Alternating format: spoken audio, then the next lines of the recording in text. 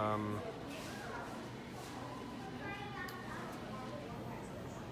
don't think this. I'm not sure if this counts as a wriggle or not. Holy fuck.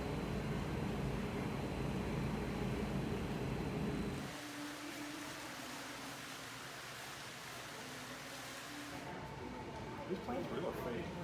They're real. Are they real?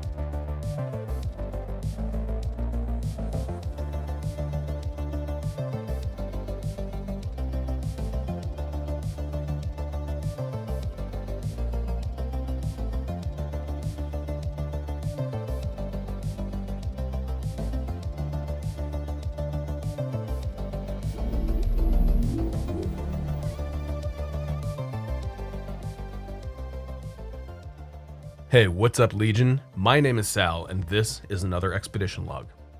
Today, we're going to dive into the rare history of a mall that came back from the brink of death.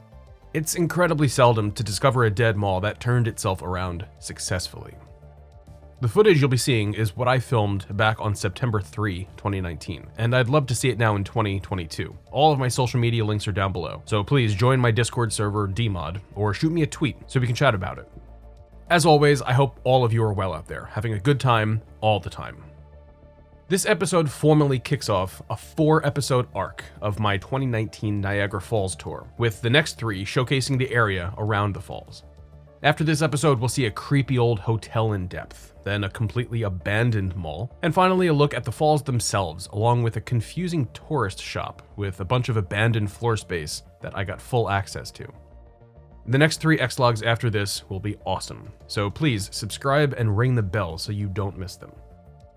For your consideration, I'd like you all to come take a walk with me through the Eastern Hills Mall in Buffalo, New York. But first, a word from our sponsor, the raddest PSA against copying computer games onto floppy disks. Enjoy. Behind you? Man, crash and burn. Too bad, Corey. Guess that makes me the winner. Again. Temporary winner. I've been holding back. I've been giving you a break just so you get the hang of it. But now it's time to teach you a little respect. Jenny, hold up.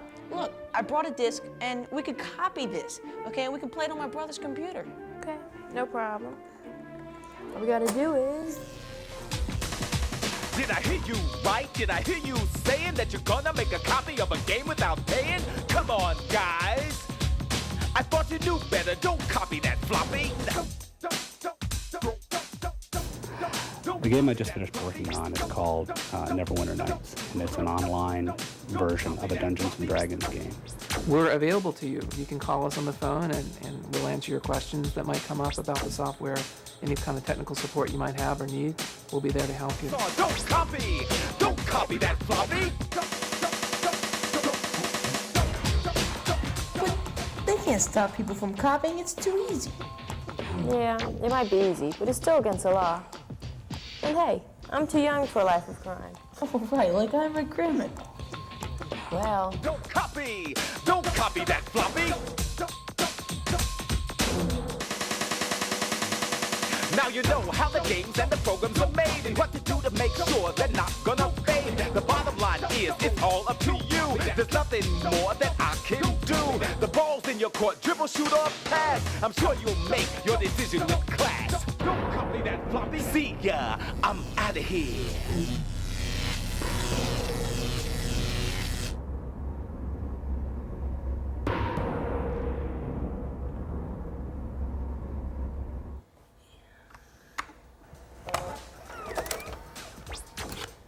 Do you think we have some time left over for another quick game? Won't take me long to beat you. No way, this time you're going down in flames.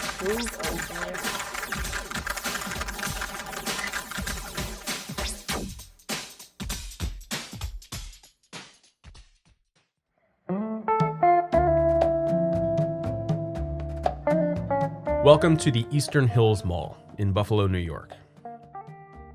As a reminder, this footage is from 2019, when I was here with my buddy Ace's Adventures, and since my last visit, things have changed. But if we're to fully comprehend Buffalo's complex retail history, we'll need to dig deep and dive into the historical narrative. So let's get after it.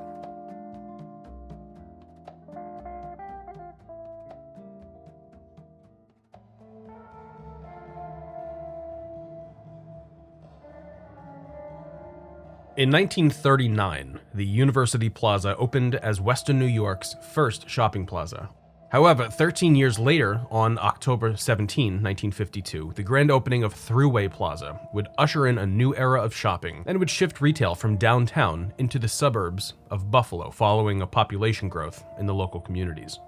The $7 million 69-acre site featured 47 stores, including a JCPenney, F.W. Woolworth, A&P Supermarket, Lerner Shops, Tom McAn, Oppenheim Collins, Jacoby Brothers, and a Sears Roebuck. With over 2 million square feet of free parking and open every night until 9 p.m., it was a huge attraction to residents around Buffalo, but it would inspire other developers to expand on this idea.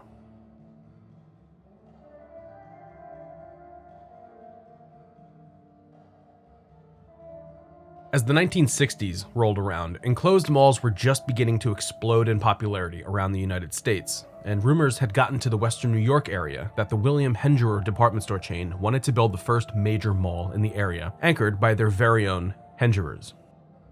The Hengerer deal ultimately failed, but on October 26, 1967, in an article written for the West Palm Beach, Florida newspaper, The Palm Beach Post, it was announced that legendary mall developer Edward J. DeBartolo was set to open various new malls around the country by 1970. Included in the reporting were malls to be developed in Miami, Toledo, Dayton, Youngstown, and Buffalo, New York.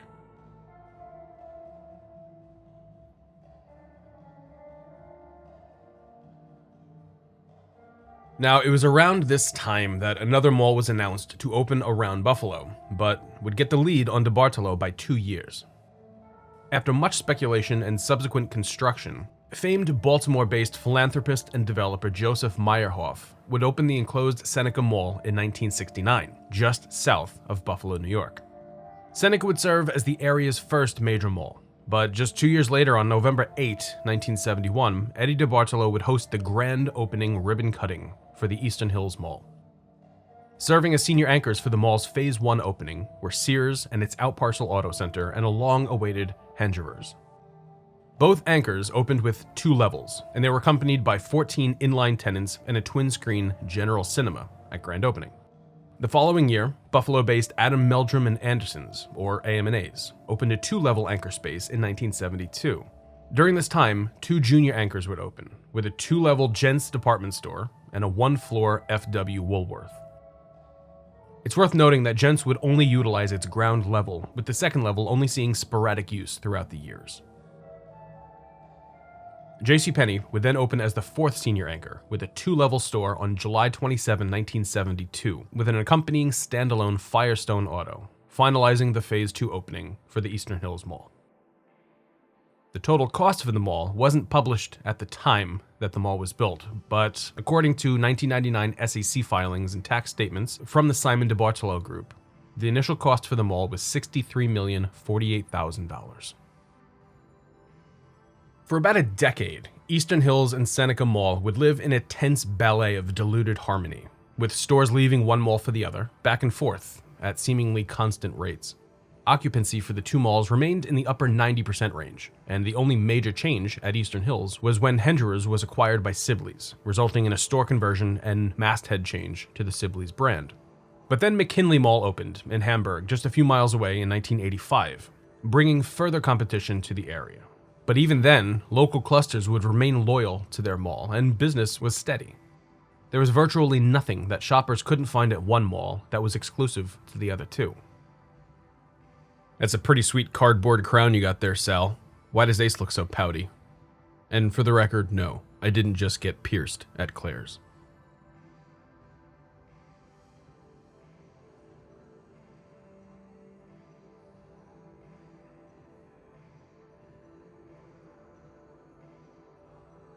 Right now we're entering the Niagara Emporium, and this was the former Macy's, and we'll get into this a little bit later in the narrative.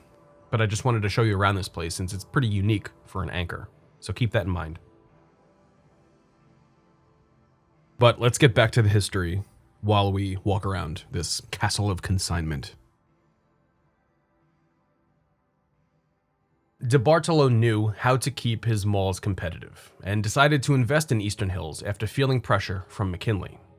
Beginning in August of 1986, Eastern Hills underwent a $10 million renovation, which would bring cosmetic changes to the concourses of dark gray and burgundy paint. New skylights were installed throughout, along with some new lighting. The renovation would also introduce the addition of a brand new food court called The Treats Food Court in the southeast corridor, expanding the mall to 1.1 million square feet. Firmly taking the place as Buffalo's largest enclosed mall, Eastern Hills was seemingly in the running to excel through the 90s as the predominant shopping location for locals around the Buffalo area. Just as a quick aside, have any of you ever seen an alligator showcased inside of a former Macy's? Look at this. Let me know in the comments if you've seen something weird like this before.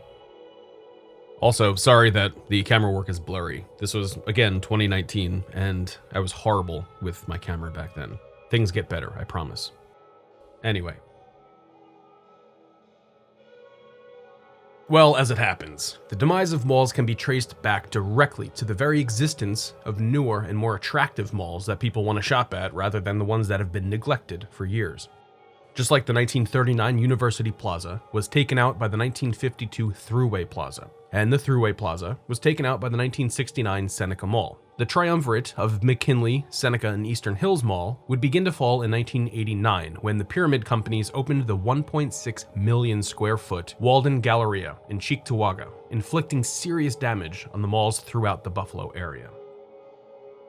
Walden Galleria was the first mall in the region to introduce upscale mall anchors with the addition of Lord & Taylor in 1990, bringing the total store count to over 150 offerings. And it took me 45 minutes to find a video on YouTube to learn how to pronounce Cheektowaga, just so you guys didn't burn me in the comments for mispronunciation. Throughout the 90s, Eastern Hills Mall would see most of their anchor lineup change in a series of mergers and acquisitions, like a lot of malls at the time. But Eastern Hills would also see a company merger causing a change in ownership. The Sibley's chain was acquired by May Department Stores in 1986, but the store at Eastern Hills had remained unchanged until 1990, when the parent company decided to merge Sibley's with Kaufmann's. As a result, the Sibley's at Eastern Hills was converted into a Kaufmann's. And just for your general point of reference, this building that you're seeing right now is the original Sibley's that turned Kaufmann's, which would eventually become a Macy's, which you'll find out a bit later in the narrative.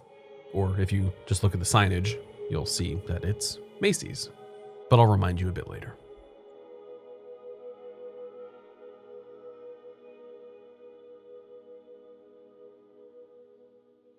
By 1993, the General Cinema had already been reconfigured to a 3-screen theater, but that year it shuttered by May 20, but would be acquired by the Dipson Theaters Company shortly after closing, who owns and operates it to this day. Then in July of 1994, the Bon-Ton Company purchased the Buffalo-based Adam Meldrum and Anderson Company, or AM&A's, for $42.6 million. After this acquisition, the AM&A's was converted to a Bon-Ton.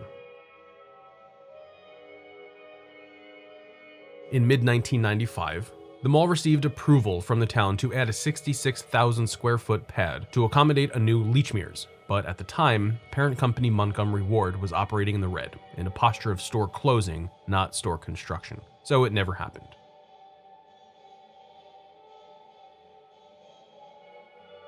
On a beautiful March 26, 1996, the fateful merger between DeBartolo and Simon would take place when Simon bought out DeBartolo for $902.5 million.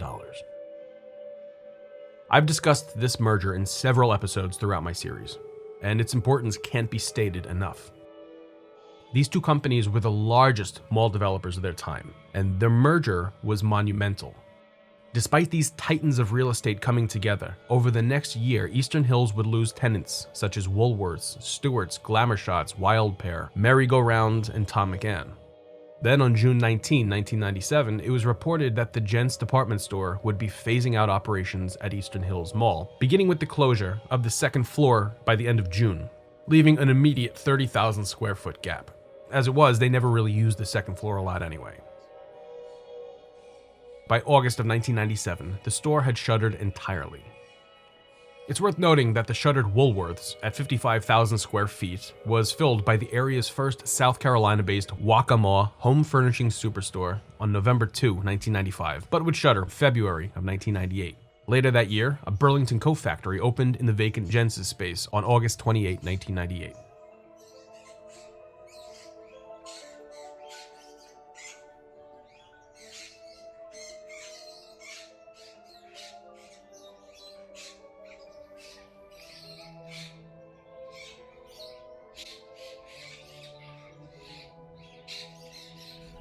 Cool turtles. Can't see him? No, they're hidden there. That sucks. I like turtles. Come out. Oh, a tarantula. Oh, no. No. I've never been back here. No.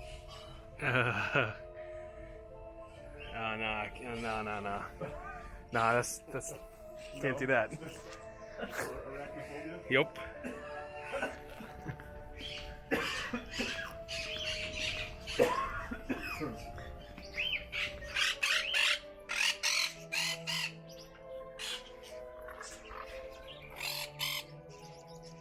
Awesome. This one's beating the crap out of the cup. It's half for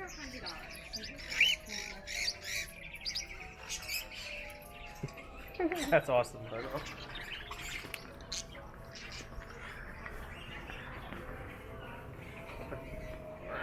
Probably want a Molly's.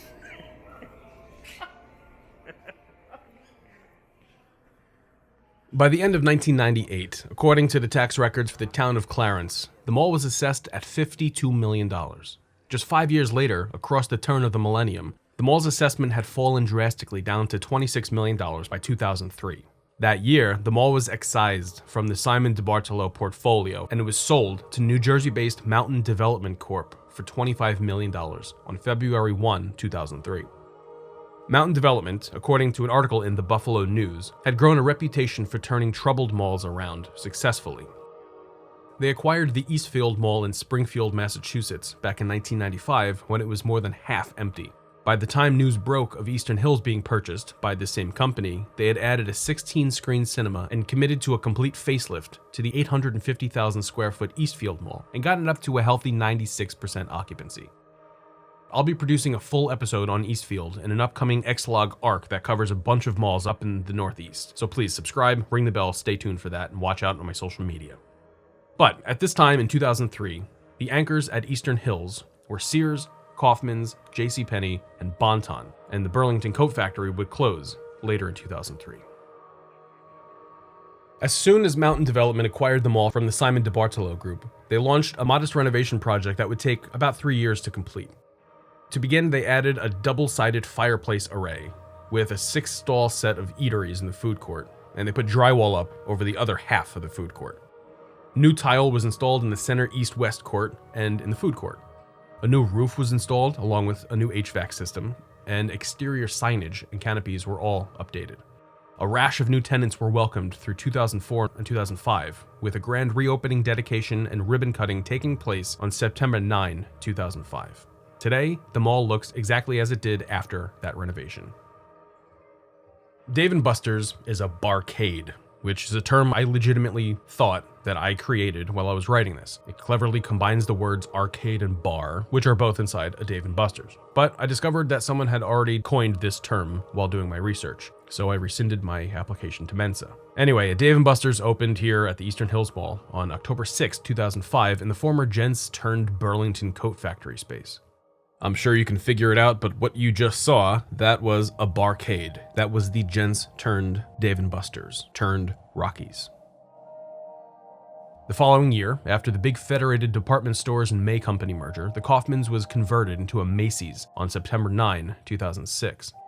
3 years later, Buffalo Bills running back and 2007 Hall of Fame inductee Thurman Thomas opened a training facility in the long-vacant Woolworths-turned-Waccamaw space.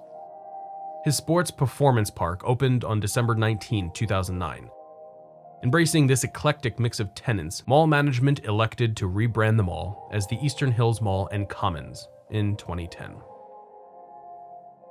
Macy's closed on a dismal March 26, 2016, after years of dim sales, and it was announced at this time that the Dave & Buster's was converted into a Rockies big city games and sports bar. Still a barcade, just a $4 million upgrade. With forward-thinking management behind Eastern Hills, who had the ability to step back and find non-traditional tenants to fill space, they courted the Niagara Emporium to fill the vacancy at Macy's, which you saw earlier in this episode. Niagara Emporium, if you couldn't tell from the footage, is incredibly similar to Black Rose Antiques, which, if you followed my series for a bit, you've seen before. It's branded as a country store that sells a wide range of antiques and furniture from country to more formal and unusual pieces. Just think of it as a massive consignment store. From the years of 2011 through 2017, the Bon-Tons hadn't posted an annual profit and had seen the turnover of 4 CEOs and 3 CFOs. Amidst bankruptcy court and threats of going into default, NASDAQ delisted the company from their exchange on December 6, 2018, as its common stock was no longer in compliance with listing requirements. They began closing stores after the holiday season and filed for Chapter 11 in February of 2018. Then on April 17, they filed for Chapter 7, accepting a bid of $775.5 million from the Great American Group LLC and Tiger Capital Group LLC, who acquired all assets from Bon-Ton, sold them off, and subsequently saw the closure of all 267 stores, of course including the location here at Eastern Hills Mall. A few months later, Sears finally decided to shutter their location at Eastern Hills in December of 2018 after dozens of store closures elsewhere.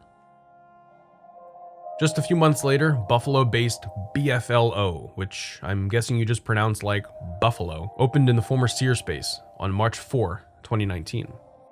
You caught a peek of Beeflo, or BFLO, right outside the food court, right before we came over here just now in the footage.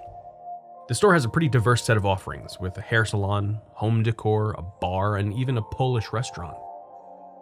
I showed up here with Ace about 6 months later on September 3, 2019. Newspapers report that a Raymore and Flanagan furniture and mattress store opened on September 1, 2019 in the vacant Bon-Ton space. However, it didn't look to be open when we were there. Rocky's Barcade closed 1 month after Ace and I visited. However, looking at the Eastern Hills directory now shows the furniture store as an active tenant, and I really have no reason to doubt that. If you're local, let me know down in the comments if they're in business now in 2022. You should also let me know what it's like inside BFLO, or Buffalo, or BFLO, or Beeflo. I'm curious how you guys pronounce it and what it's like in there, so leave comments down below with any first-hand accounts.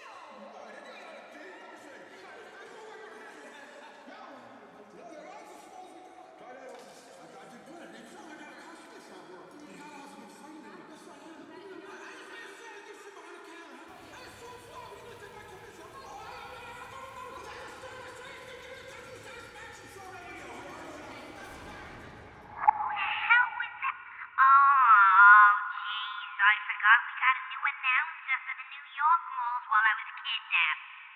That's Antonio, but everybody just calls him Ace for some reason. Whatever, he's disgusting. And I only think maybe we're gonna hear from him only a few more times. Thank you all so much, buddy.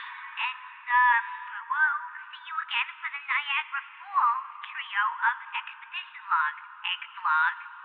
You're all so beautiful, you're gorgeous, and I hope you all had a pleasurable time while you were pleasured here at East Eastern Hills Mall. Bye!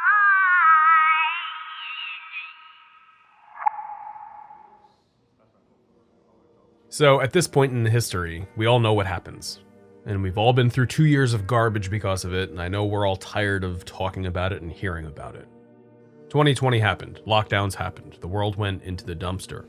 But I've covered a bunch of malls throughout the pandemic, and a healthy majority of them followed a pretty similar pattern. They were stagnant until 2020, they closed due to mandates, and when they reopened, either businesses would organically bounce back, or announcements would surface that the mall would either close or undergo a renovation in an attempt to revitalize the location. However, at Eastern Hills, they were way ahead of the curve by at least a few years. Management knew that the mall was suffering going back to the early 2010s. They brought in a barcade, they filled normal tenants like Macy's with a consignment emporium, and they did work to keep tenants in stalls. That's way more than your average slumlord would do, like scumbag Mike Cohan or Namdar.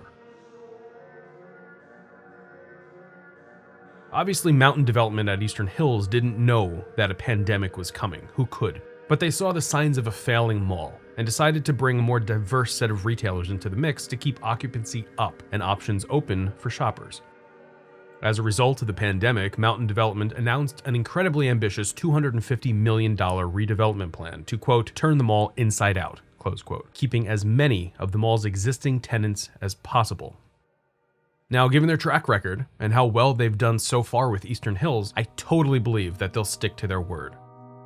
I respect the hell out of this developer, and I'm happy to report that as of 2022, this mall is in the upper 90% occupancy range. Really well done, Mountain Development. You're the standard for mall developers these days. You need to teach Mike Cohan a thing or two.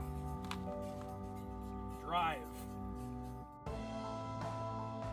I'd like to thank you all so much for watching my video, buddy.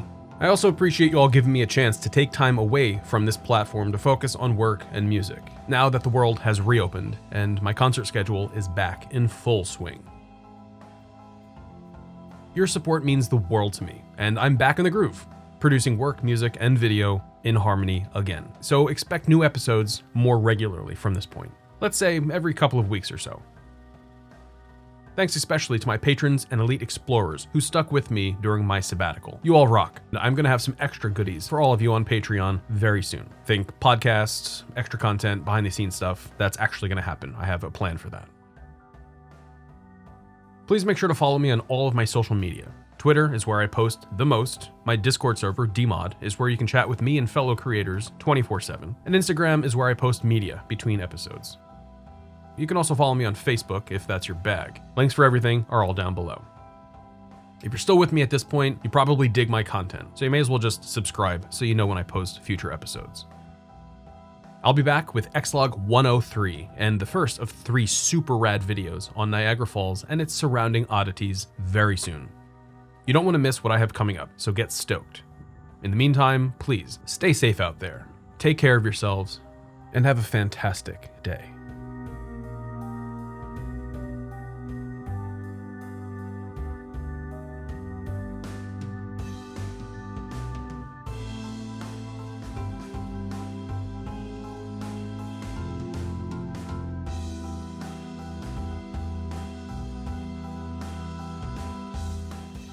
We're available to you. You can call us on the phone and we'll answer your questions that might come up about the software.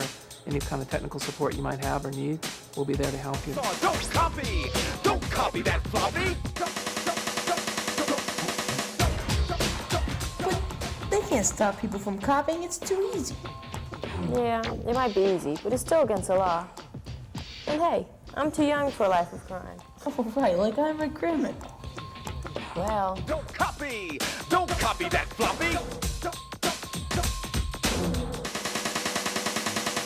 Now Now you know how the games and the programs are made and what to do to make sure they're not gonna fade. The bottom line is it's all up to you. There's nothing more that I can do. The ball's in your court, dribble, shoot, or pass. I'm sure you'll make your decision with class. Don't copy that floppy. See ya, I'm out of here.